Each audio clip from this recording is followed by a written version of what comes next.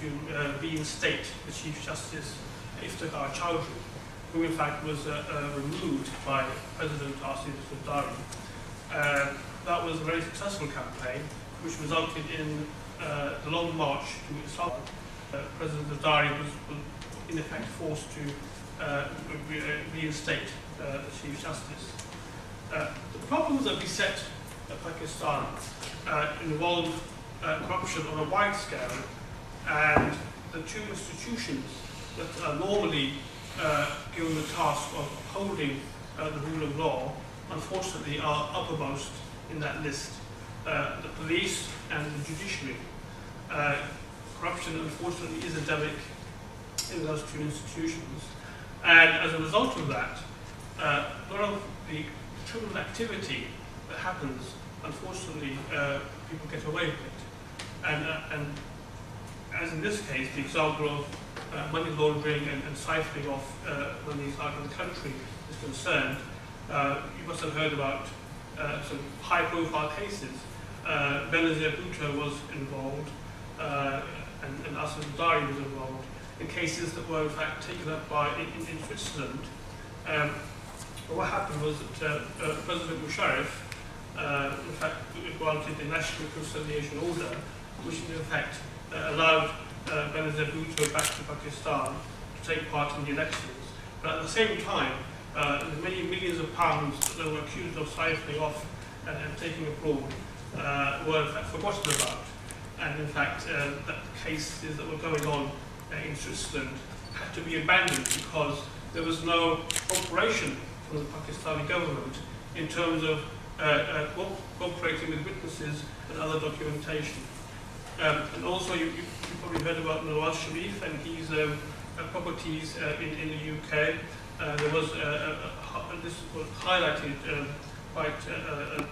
So the issue really is that in Pakistan there is a lot of money which in fact is taken out of the country at being involved in some capacity. Because if you deny refugees, if you deny people who are in dire situation, wanting to have aid, if you deny them that, then that is surely a crime against humanity, and that is the remit of the International Criminal Court. And I think there should be lobbying to allow an international court to in fact pursue such persons who have were welcome to sit and who have in fact been involved. You may know we would have had more people from the Pakistan community here, but the Pakistan, as a Prime Minister, is addressing the governor, so we'd have more of a crowd, but anyway, so there you go.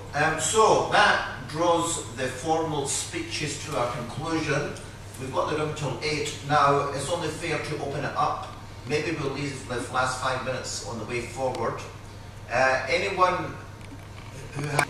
Give me 24 hours and he'll solve the problem. I mean, as he said today, you know, if we get the SWIFT details, you know, some of these issues can be solved actually.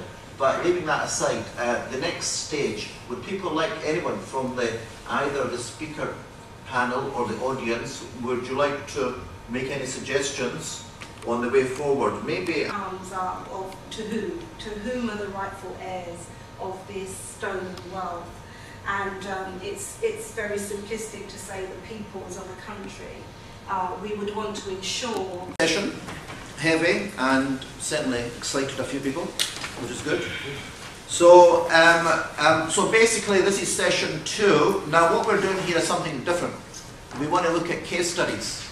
And the ones that we've got done today is Libya, obviously. It is Gamati here. Gamati.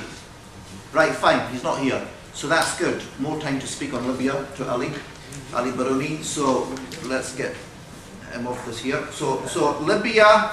Then we'll go to Egypt. Dr. Amar Hassanein. Yes. Good, you're here from Moody's. Thank you for coming. So we've got Ali Baruni, ex-Libyan Investment Authority. Dr. Amar Hassanein from Moody's Middle East. Sheikh Omar Abadi, Iraq. Yeah. And Esther Stanford on the Pan-African. Yeah.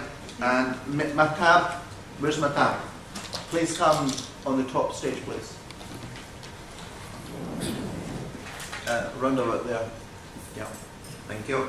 Okay, so, and Greg muted on Iraq. Right, I think he'll be here soon. Okay. So what we're going to do is we're going to have roughly 10, do try to stick to, yeah? Roughly 10 minutes because we then can open up the discussion, yeah? So what we're going to do is have these case studies and then open up the discussion, and we got the place till 8 o'clock. So, interesting session, and it's different from the first session. So without further ado, I would like to invite Ali Baroni, who I understand has worked in the Libyan Investment Authority, and over to you, sir. Thank you. I am going to be focusing on Libya and primarily on institutional monies. I'll give you 15 minutes because Gamal Mati's not here. Yeah, go fire away. And mostly on institutional monies, that is to say, monies belonging to Libyan institutions as opposed to Libyan persons.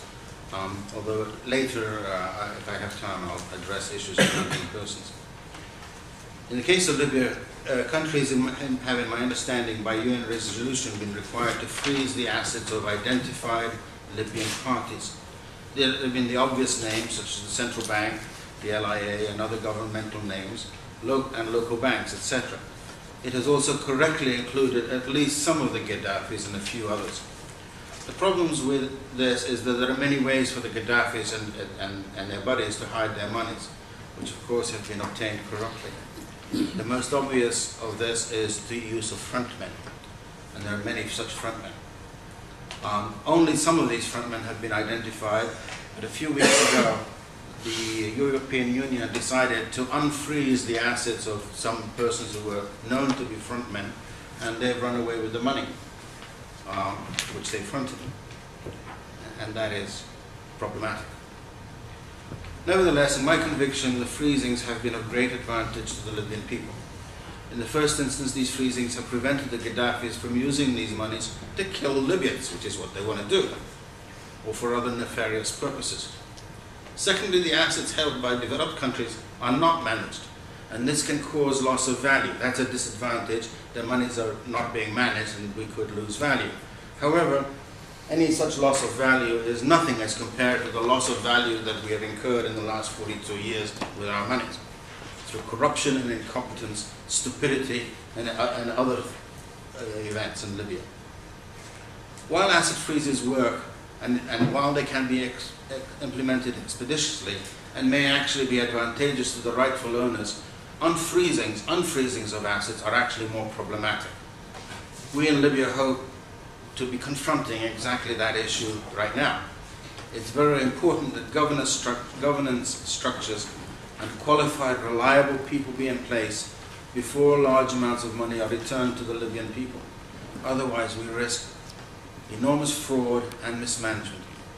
In my view, these systems, procedures, and people are not in place today. Colonial wars, the deliberate privations and disease imposed on us by the Italians, and during the Second World War, resulted in a massive loss of population through death and emigration. I believe that we Libyans know by instinct and through knowledge of our own history that we're individually better off taking care of ourselves and of our future generations than of any government. In any case, if we're concerned about future generations, we should leave the oil and gas in the ground. We therefore need to find ways to drive the monies and decisions making down to citizens taking care of themselves. This is difficult, but not impossible.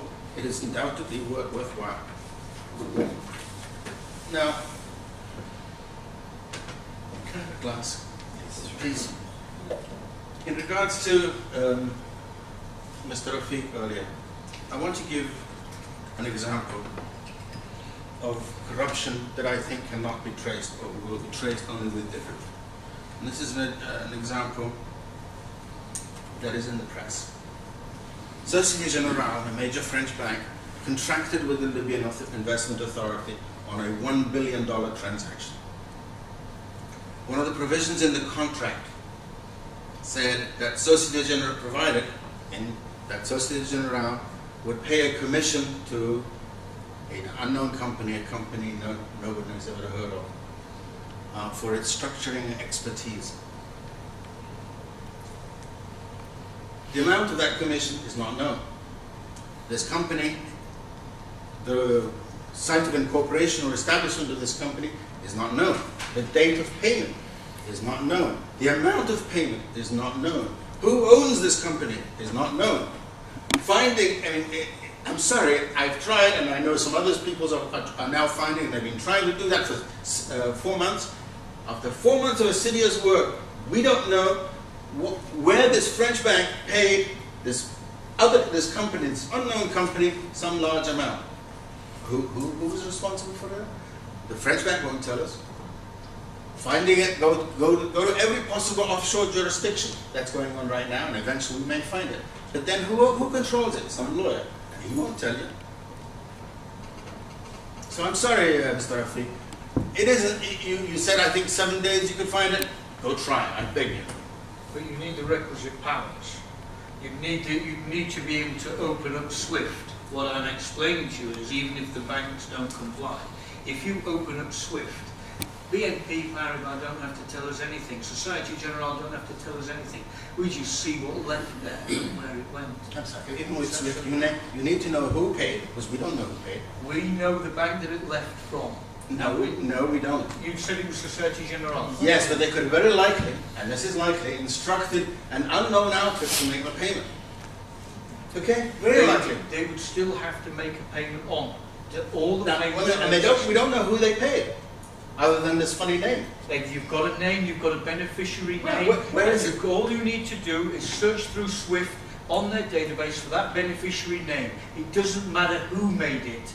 You will find the beneficiary name. By law, the beneficiary name has to be there on every SWIFT payment. You can find, if you've got the beneficiary name, it takes as long as it takes to Then search how do you database. find who owns the beneficiary? Well, from there on, but the point is that what we then do is approach the central bank and tell them of that state, you return the money or we're litigating for it. Simple. Thank you. I mean, that's very interesting. I'd like to be under protocol. Are you finished, Yes, Ali? Thank you. That's interesting. Thank you very much, Ali. Questions I'm sure by other people to Ali, but let's hear the tales of these countries. Now, the next